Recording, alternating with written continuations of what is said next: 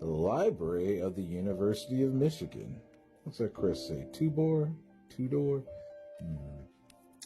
Now, in my searches, I wind up finding some pretty astounding stuff, but who knew, right? Let's read this. Treasury Department, Marine Hospital Service, Annual Report of the Supervising Surgeon General of the Marine Hospital Service of the United States for the fiscal year 1893. Washington Government Printing Office, 1894. Treasury Department, okay, Office of U.S. Marine Hospital Service. Marine Hospital Service, 1798, U.S. 1871. Yep. All right. Oh, there we go.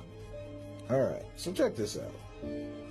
The things you find in these random books, you would never think to look in them. You'd never think to look in them. Let's see here.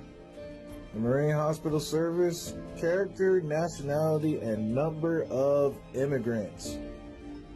1,414 immigrants left this city for the United States between July 10th and July 31st, 1893, of which 564 went by the Anchor Line steamships and 850 by the Allen Line. Okay. Mr. John Atchison, kindly furnish me the following table of the steerage passengers on the vessels of the Anchor Line. Nationality: Russians, British, Italians, Hungarians, Germans, Austrians, Scandinavians. I requested the Allen Line to give me the same data, but they replied they kept no record of their steerage passengers and were therefore unable to tell me their nationality. The proportion of continental immigrants carried by them is, however, much greater than shown in the above table. Most of these foreigners are Jews. They are a dark, swarthy race with long, black, unkempt hair. The clothes they have on are invariably old and dirty, and the people themselves are never clean, not even their hands and faces. Many of these Jews will not eat food prepared by Christians.